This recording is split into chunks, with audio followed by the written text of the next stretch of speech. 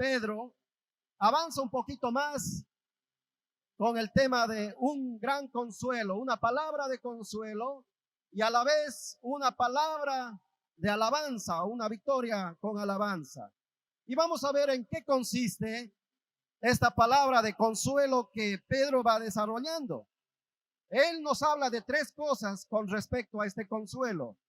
En primer lugar, él dice que nuestro sufrimiento presente es solo temporal. Será por un breve tiempo, por un poco tiempo. Así leemos la segunda parte del versículo 10 que dice: mas el Dios de toda gracia, que nos llamó a su gloria eterna en Jesucristo. Fíjese esta parte. Después que hayan padecido un poco de tiempo, un poco de tiempo. Esto ya lo dijo al inicio de esta carta en el capítulo 1, versículo 6. Y ahí nos está hablando que los cristianos cruzan por diversas pruebas y sufrirán. Mire el versículo 6 del capítulo 1. En lo cual vosotros os alegráis. Nos alegramos por la esperanza eterna que Dios tiene. Pero luego dice, aunque ahora por un poco de tiempo, si es necesario, tengáis que ser afligidos en diversas pruebas. Entonces aquí encontramos esa brevedad en medio de las pruebas, y son diversas y que también traen sufrimiento. Sí, son dolorosas. Entonces, tanto las pruebas como el sufrimiento presente que puede experimentar un creyente, el consuelo es que, dice Pedro, será por un poco tiempo. Y en verdad es así, aunque a nosotros nos parezca mucho, nos parezca una eternidad. Yo he experimentado varias veces esto y últimamente, cuando estuve hospitalizado, yo decía, ¿cuánto durará esto? Y pasaban los días y parecía que esto no tenía fin. Parecía eterno, pero después, mirando atrás, solo fueron días, por un poco tiempo. Y Pedro no nos dice que ese breve tiempo será tal vez porque cambien de parecer las personas que tratan mal a los cristianos o los gobernantes que se oponen al cristianismo. No porque ellos van a cambiar, sino porque detrás de todo Dios está obrando. Él ya dijo en el capítulo 4, versículo 7, que todas las cosas se acercan. Incluso todo esto tiene un final y es breve. Y cuando nosotros vemos nuestra existencia, nuestros años, son pocos a la realidad. Son pocos. ¿Qué son? 60, 70, 80 años. En verdad, son pocos. Pero Pedro nos asegura que en contraste a este poco tiempo de sufrir y de las pruebas, nos espera la gloria eterna. Así que él compara eso. Esta verdad también la explicó el apóstol Pablo en dos de sus cartas, en 2 de Corintios y en el libro de Romanos. Pablo también nos explica esta misma enseñanza. Permítame leerlo y escuche con atención.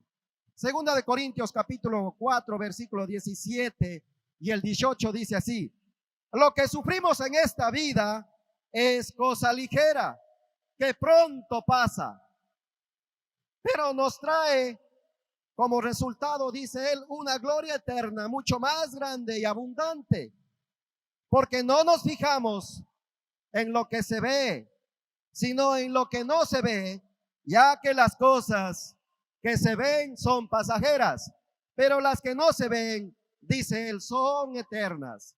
Y en Romanos 8:18 dice: pero tenga por cierto, querido hermano, que las aflicciones del tiempo presente no son comparables con la gloria venidera que en nosotros se ha de manifestar.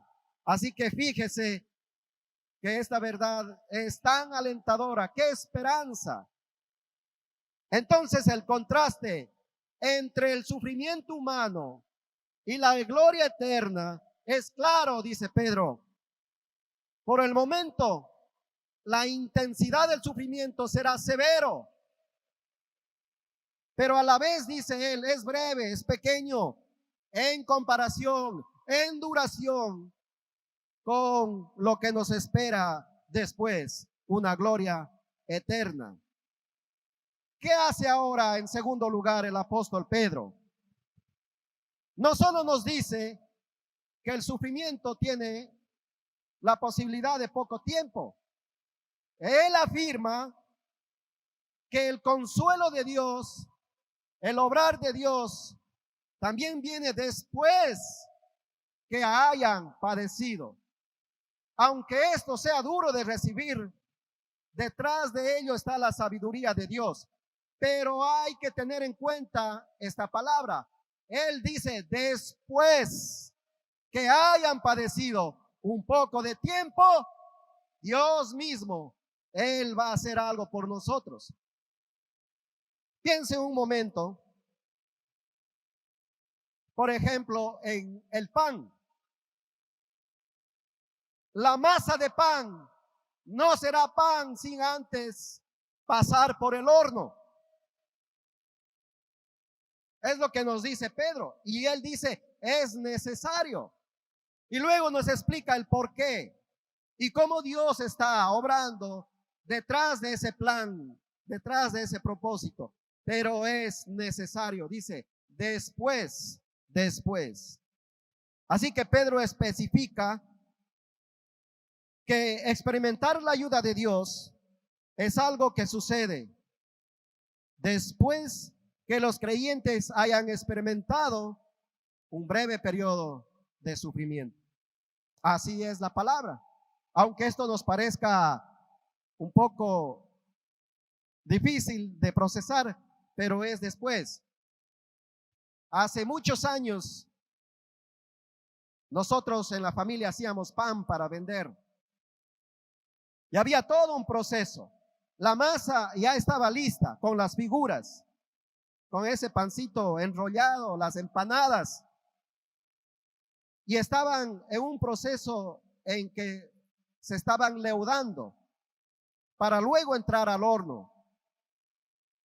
Pero la masa no sirve de alimento sin antes no entrar. Imagínense si el pan tuviera vida y hablara al respecto. ¿Qué nos dijera el pan? No suplicara, no, el horno no, por favor, el horno no. Así estoy bien. Mira, estoy hinchadito, estoy bonito. Pero el panadero moverá la cabeza y dirá, no, mi amigo, es necesario. Te espera algo mejor. Así que abre el horno y mete la lata con el pan a cierta temperatura por un tiempo. Tal vez son 30 minutos o 40 minutos, pero luego sale el precioso pan, el cual saboreamos. Y es lo que dice Pedro, es necesario después que hayan padecido.